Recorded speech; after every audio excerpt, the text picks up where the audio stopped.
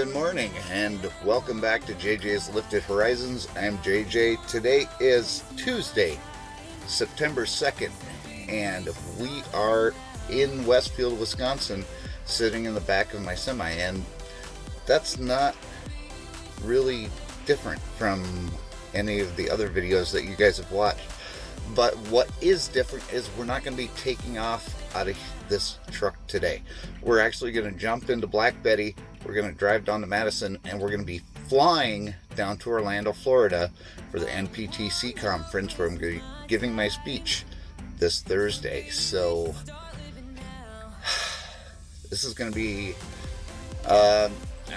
it's not a life-altering event. It's just going to be a very crazy event. It's not something that I am used to. So, I'm going to take you guys along for the ride. So, let's go.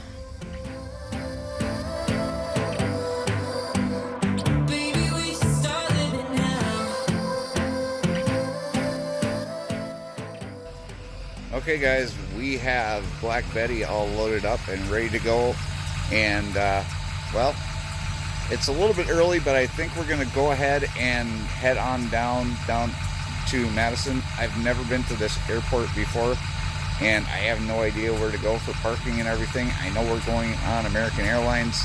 That's pretty much all I know. So we're gonna get in the truck and we're gonna start driving on down and have our first experience with the airport down in Madison, Wisconsin. So let's go. Okay, so I am parked, and I'm guessing that we've got to go all the way over there to the airport. I've never been here before, and I've got my bags. I've got everything out of my pockets except for my wallet. I guess I could take my keys off, but I don't know. Like I said, it's been a long time since I've flown, and I'm just trying to figure this airport out because I've never flown here before. But we're going to be flying into Charlotte, and then from Charlotte we're going to fly into Orlando. But we're going to figure this out one step at a time, 1 mile at a time. Let's get in the airport, because we've got to get through TSA.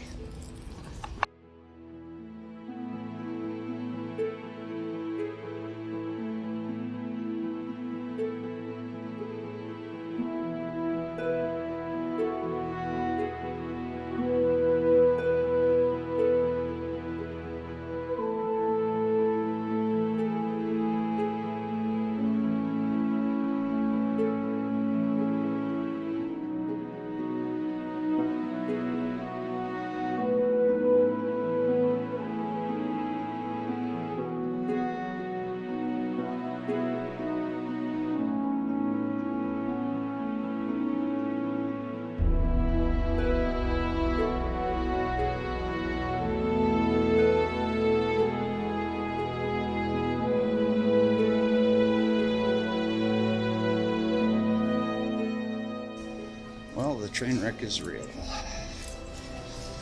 Almost forgot my laptop. I had to go back and get it. But we're here at the Madison airport. It is 6:59. We still have another about 15 minutes before we board, so I'll be alright. But almost completely forgot the one thing that I need. So I'm glad that they called me back.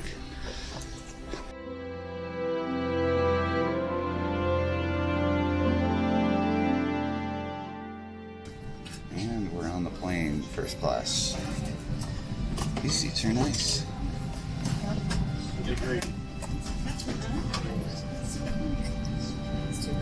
But we're in the boarding process right now, and we're getting ready to take off. So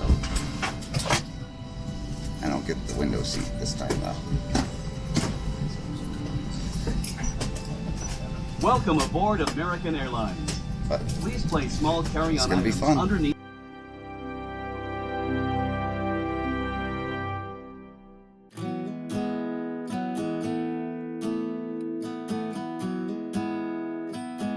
You were the top that eclipsed the room. I was the one who arrived too soon, but no one would ever bet against us. If they saw us exchanging glances, I was too busy to fall in love. You were too busy to break my heart. Nobody else was there to stop us. Nobody else was there to warn us. Now we go on and on with this poor love song we've been working on far too long, baby. Do you still remember when our hearts tuned up spontaneously? On and on like a marathon, we keep running from fighting for something. Something to remind us that we're better than this poor love song. Too busy watching the TV. I'll blink twice if I'm being held captive against my will. Help. We cashed in too many empty favors, yeah. Now we go on and on with this poor love song we've been working on far too long, baby.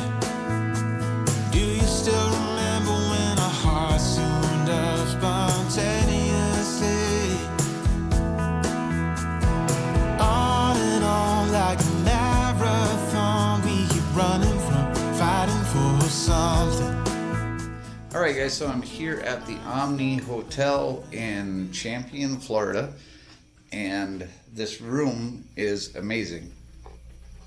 Kind of give you a tour. I've got my own little balcony here.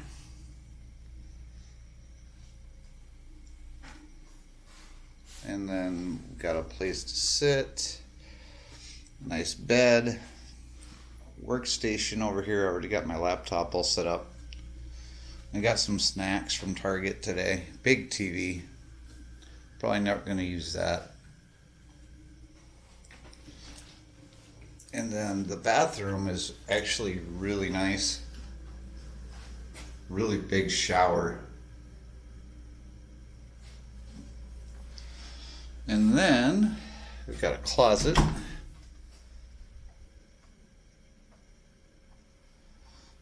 Got everything hung up right now. Everything is all wrinkled.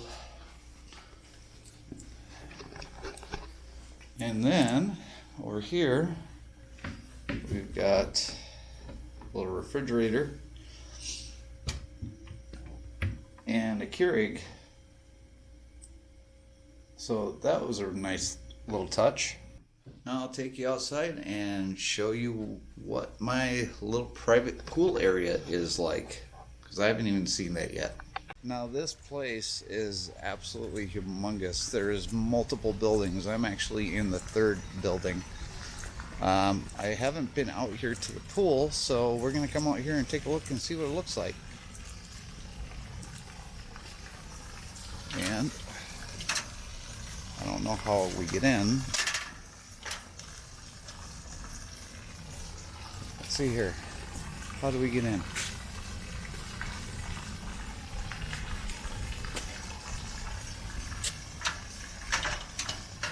Oh, I figured it out. You gotta be smarter than the gate.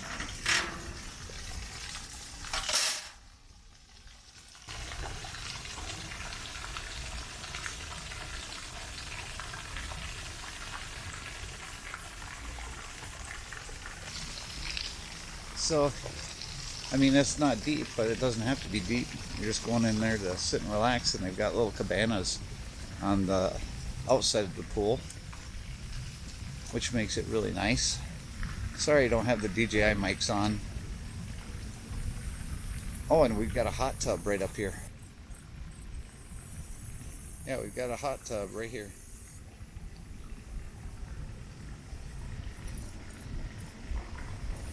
Absolutely beautiful, beautiful resort here in Champion, or Champions Gate, or whatever you want to call it, Florida. And man, just absolutely remarkable. Starting to feel a little bit spoiled here. First class flight down here to Florida and now this. Yeah, it's actually really nice. But I'm gonna go back to the room, finish setting things up. I've got to put this camera on the charger, and I may come down here and take a dip in the pool. Why not? Stay with me, guys. All right, guys, well, I don't have to bring a key because they give me this to hold around my wrist when I go down to the pool, so I don't have to bring anything. And I apologize for how bright that is, but I got a towel. Let's go down to the pool and let's check it out.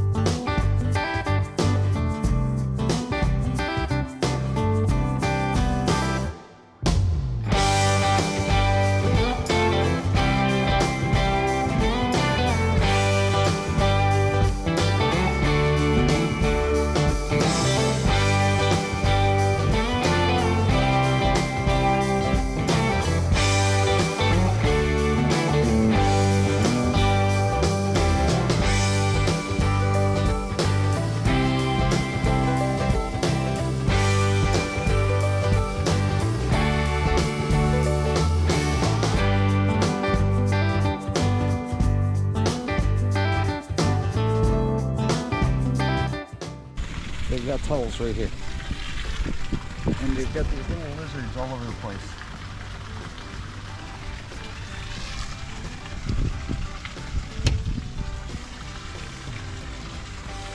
There we go. I got a towel, so I can bring the other one back and it won't be all wet. Man, that bug was huge.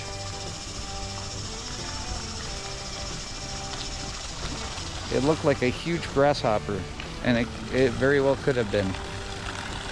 But I've never seen one that big before. And they even have access for wheelchairs, or not even wheelchairs, but people that are in wheelchairs to get into the pool, so that's really nice.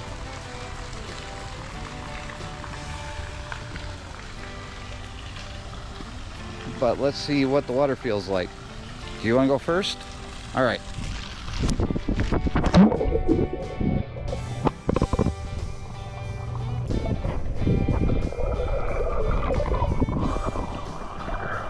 Oh yeah, how's that feel? Oh, it ain't freezing cold.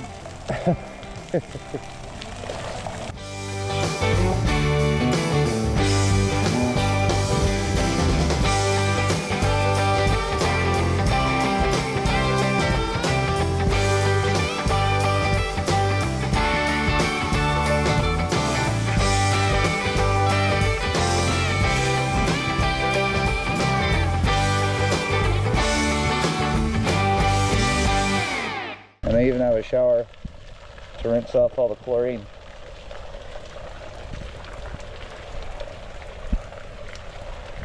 That's pretty nice, not gonna lie.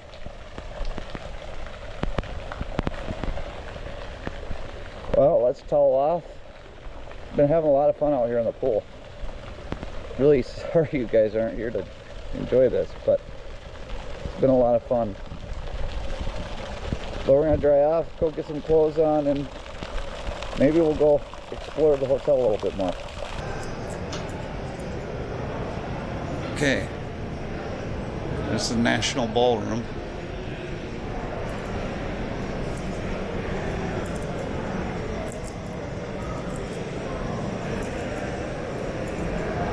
This is Ballroom B. Okay, here is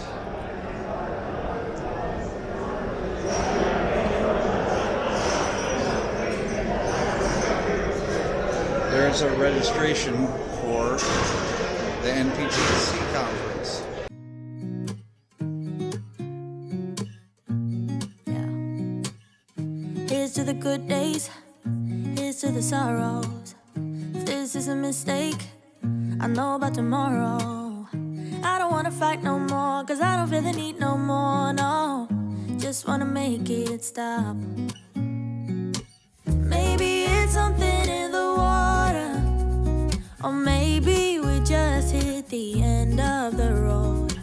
Right now it doesn't even matter. It's too late not to let it go. And that's why I wish you the best and say goodbye. You start to get dressed and then we cry, cause we both know it's gonna hurt, but not as much as this does. We had a good run, don't say we didn't. I was your first love, and you were my first one. Cheers to all the memories of intimate. Before I get into trouble, I just want to let everybody know that Norlene over there is the one that's responsible for bringing me into this room. So if we get arrested, that's the story that I'm sticking to. But this is the room. This is where I'm going to be giving my speech.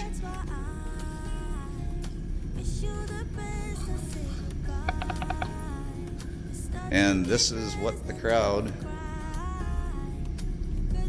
is presumed to be going to look like.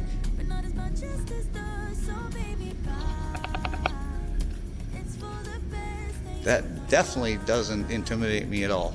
Nope, not one bit. All right, let's go. Before we make this even worse, it's gonna hurt even more than this does. We gave it all we had, it's time. Good Thursday morning to all of you, and today is speech day. Today is the day where I give my big speech in front of the conference, and I'm just getting everything ready to go. I've got all of the extra books, I've got the camera gear. I just have to get my watch, and I need to find my, here it is. All right, so I've got my, whatever you call it, for the conference, my name tag. Yeah, I'm not nervous. I can't even think of the word name tag. But this morning they've got a breakfast at 7 o'clock. I woke up in a cold sweat at 5:30 thinking that I was late, because for some reason I thought we were all getting together at like 6:30 this morning. But no, it's 7 o'clock. We're having a breakfast, which is about 15 minutes from now.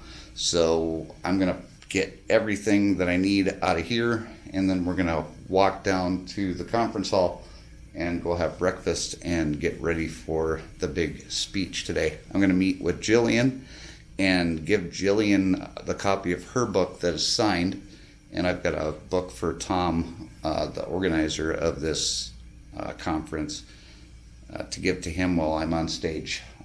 I think I've got everything. I've got business cards, I've got cameras, I've got the DJI mics. I think I'm set to go. So let's just get going. All right, guys. Well, I'm sitting outside the conference hall right now. It's about 10 minutes till everything starts this morning. And I did add a little bit to my speech because this is Suicide Prevention Month. And I just wanted to recognize that before the speech started.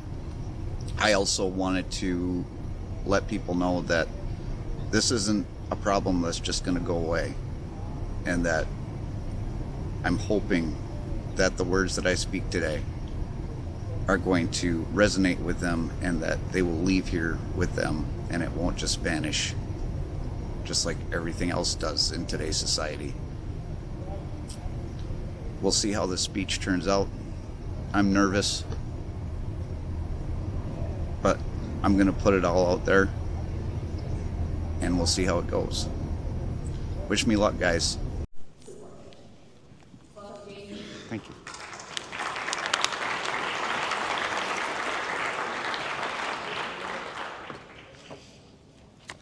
Thank you very much, everybody. Before I begin, I'd like to ask everyone to join me in a moment of silence for the drivers. and all people we've lost to suicide. This is Suicide Prevention Month, and it's important we don't let their memory fade into statistics.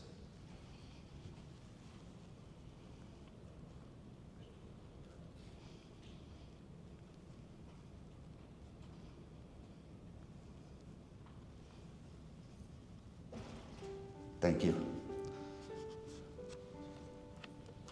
This isn't a speech I ever wanted to give, but it's one that's necessary. Sometimes there are problems in our lives bigger than ourselves. That's why I'm standing in front of you today. I just ask that this not vanish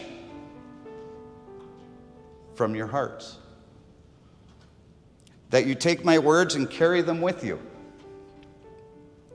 With the way information goes through today, with 24-hour news cycles and the latest outrage, we tend to forget the big things that are important. So please, don't let this slip away from your hearts. If nothing changes, nothing changes. It's a simple phrase, isn't it? It's logical, straightforward, something everyone should understand. But do we really? Hi, my name's Jason Johnson. I'm the author of a little-known book called 1 Mile at a Time. I'm just a small-town guy from the Upper Peninsula of Michigan. Grew up in a mostly middle, lower-class town where most people never leave the state. And yet I've driven both coasts and even made it through Canada. I'm not college educated, like most of you are. But I've got a bachelor's in poor life choices and a PhD from the School of Hard Knocks. I never thought I had the right to share my story. But if nothing changes, nothing changes. Let me ask you something. What if I told you that 3 police officers a day were taking their own lives? 3 firefighters, 3 EMTs. We call it what it is. It's a crisis.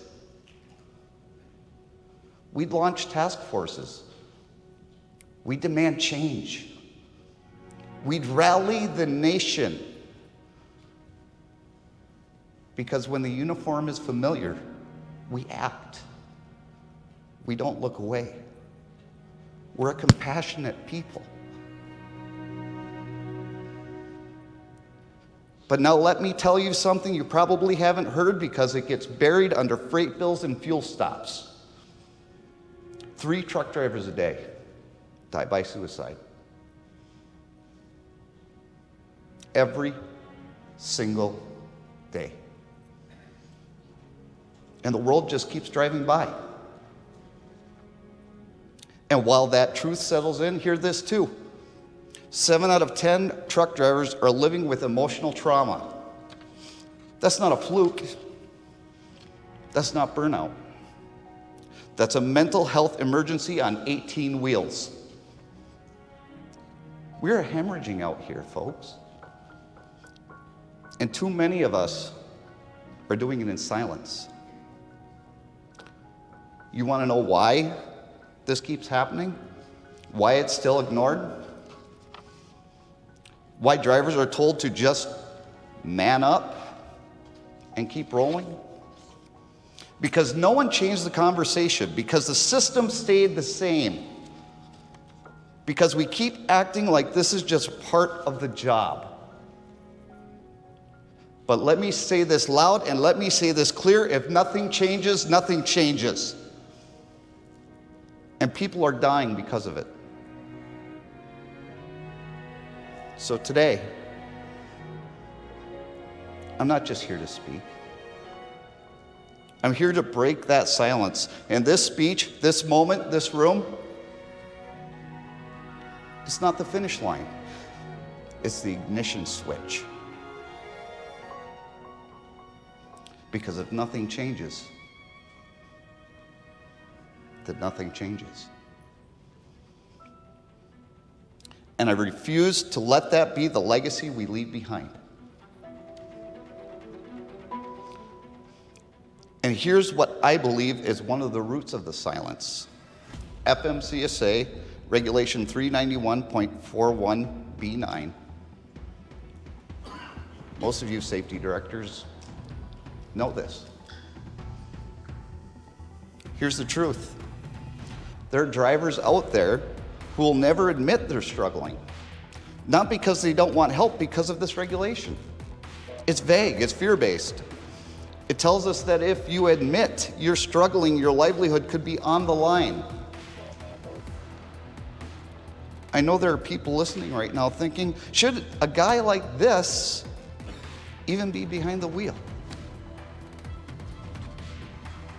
And my answer is simple. I am safer now because I faced it. I did the work. I reached out for help. The real danger isn't the driver who speaks up. The danger is the driver who stays silent until it's too late.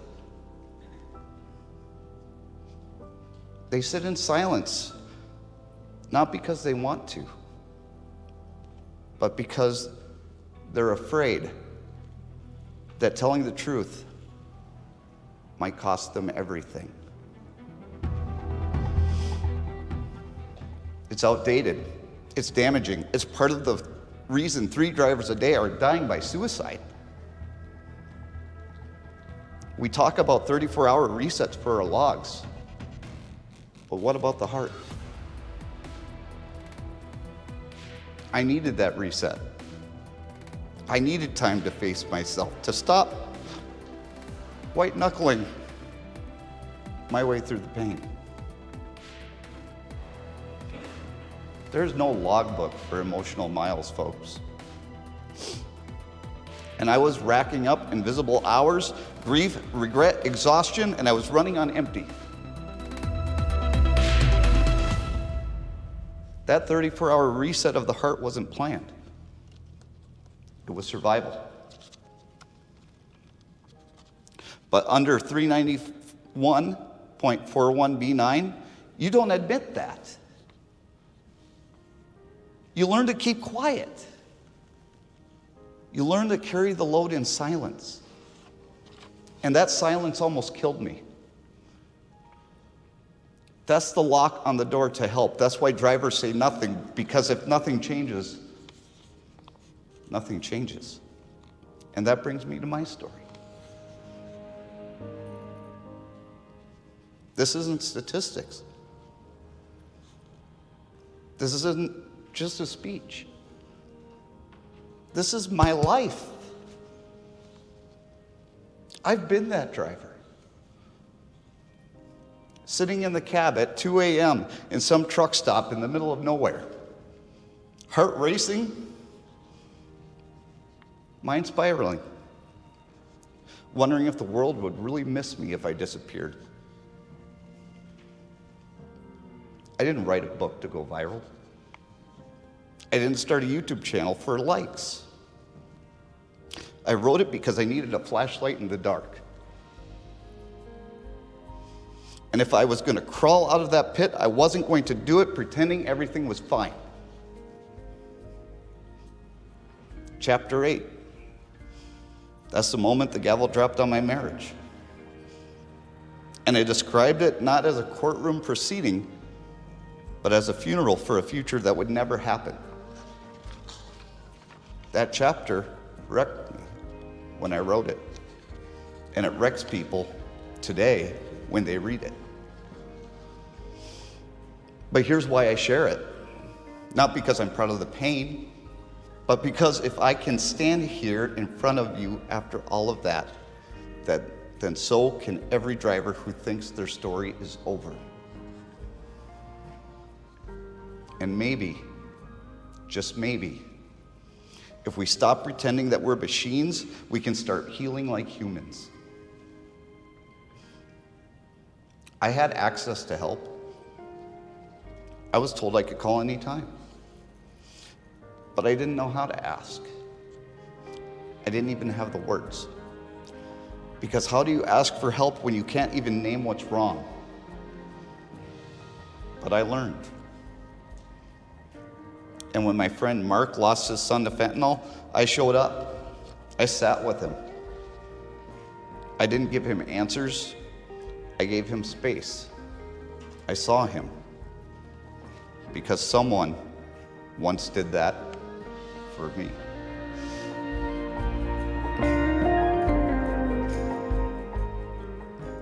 Let me tell you what it looks like when a company actually cares. At Breakbush, I was handed a flashlight. One that helped guide me out of the dark.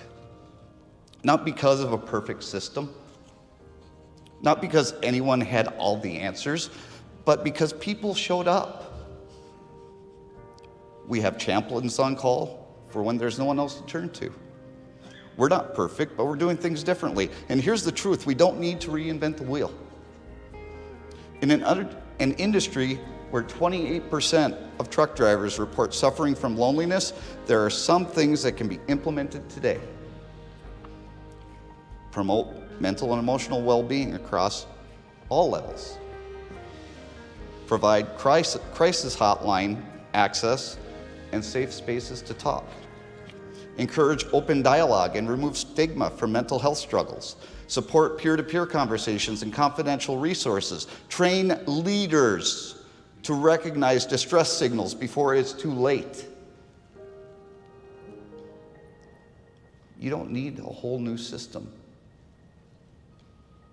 You just need to care enough to use the tools that are already available. Hang a hotline resource on the sun visor. Put a poster in every dispatch room reminding your team to go out and listen. I mean, every truck in most of your fleets have the get out and look on the mirrors. Let's get our dispatchers to get out and listen. Look at your people. Look at their humanity. You never know what driver is falling apart inside that cab. Because this is the kind of environment a driver deserves. A crisis line on the sun visor, not buried in a binder. A dispatcher trained to get out and listen, not just get out and look. Immediate access to telehealth, not a 10-day wait. A peer support line run by drivers for drivers. And for anyone out there who needs it right now, dial 988 for the Suicide and Crisis Lifeline or text HOME to 741-741 to connect with the crisis text line. There's people on staff 24/7. But that DOT regulation, that's still the lock on the door, and we have to fix it. Because if nothing changes, nothing changes. So I'll leave you with this. By a show of hands, how many of you really know your drivers?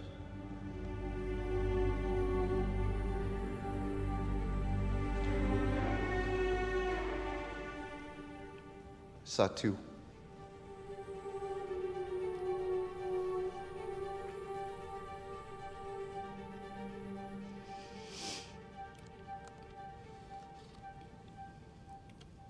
Do you know their families?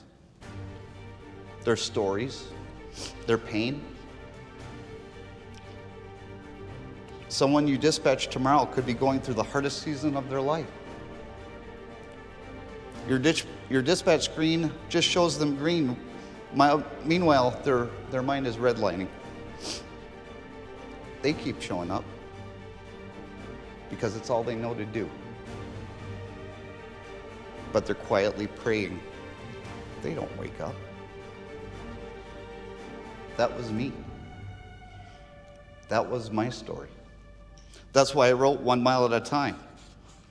Because if nothing changes, nothing changes. I know real change takes money, time, resources. I've heard a whole lot of topics ranging from AI to regulations. Those all take time and money and resources too. But what do we say always after there's a crisis?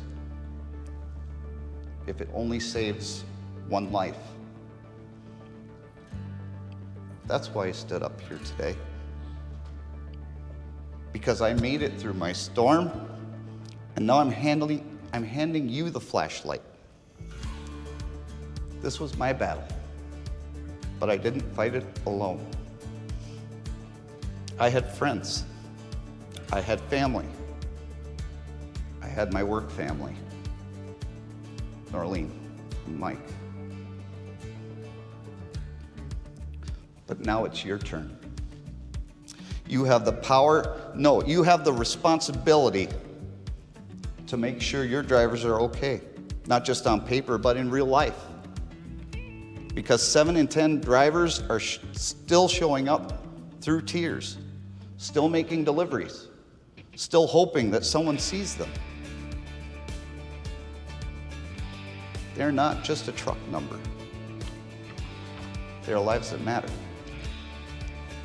And if you remember nothing else from today, remember this. Mike's mom follows me on Facebook and YouTube. She's an amazing lady. I don't know what happened with him, but you know. When she read my book, when she read the part where I prayed for God to take me home,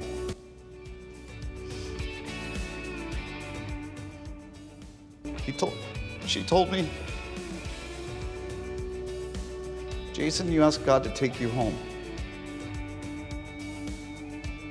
but he told you no.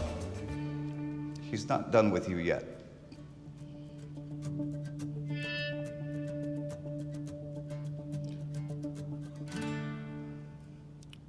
My name is Jason Johnson. I'm not a truck driver. I'm a life that matters. And I'm still walking this journey, 1 mile at a time. I didn't write a book to get rich. Every penny goes to charity. I'm not here for fame. I'm here so that someone else doesn't feel alone in the dark. And if you do read the book and you ever forget why it matters, just flip to any page. I promise there's a version of me somewhere in there who's sitting in the same chair you're in right now. If any of this resonates with you, join my community. It's a private Facebook group, a 1 mile at a time group, a place to be seen, heard, and understood. The book's out there, but honestly, if you ever get your hands on a copy, read it, and then pass it along to someone who needs it more. Because I'm not doing this for sales. I'm doing this because I believe in the message. So if you care to join me, I'll see you on the next mile. And I hope that the drivers that are going to be coming out, the All-Star drivers, will walk with me too, because these aren't just All-Star drivers. They're All-Star lives that matter. Because if nothing changes, nothing changes. Thank you.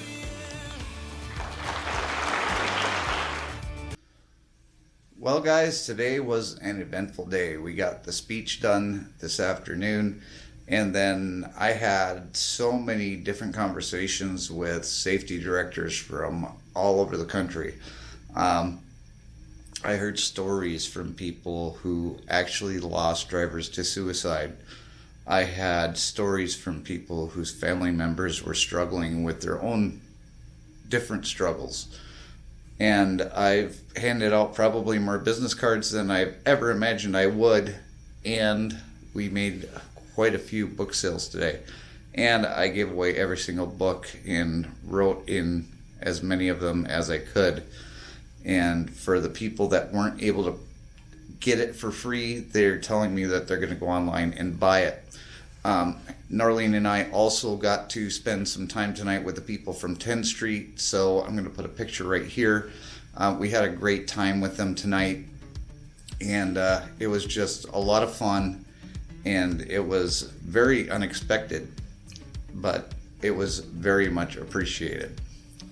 Tomorrow is the last day of the conference. There's only a couple more speeches left, but my part of this is done, and we're gonna fly back, and life is gonna go back to normal again. But I don't know if I'll ever go back to the way that I was after this conference. I don't know if I'll ever be able to, because I changed so many lives today just by my speech. And that's not me saying it, that's the people around me saying it. I don't know where this is going to go. I don't know how far reaching this is going to be. But know this, that the speech that you listened to today sent some ripples in the trucking industry. That's what I can tell you from the people I spoke to today. But I appreciate all of you for watching this video. I know that it isn't exciting with a bunch of drone footage and stuff like that, but this is part of JJ's Lifted Horizons, the speech, the charity, all of it is all part of this YouTube channel. And if we can do anything that we can to help raise money for the Rees across America and the Lee and Betty Johnson Memorial Charity, that's what I'm going to do, and that's what I've been doing while I was down here. So, I mean, if you enjoyed this content, please hit the like button, hit the subscribe button, and hit your notification bell to all, so that you can be notified the next time I upload one of my videos to YouTube. It's not all going to be like this. I mean, there's going to be trucking content coming again, but this was special. This was something I didn't know that I could do, and it's something I did, and I'm so proud of myself for going through with it. But as for now, as I always say, every road leads to a new story. Keep writing yours. We'll see you in the next video, guys. Have a good night. Bye.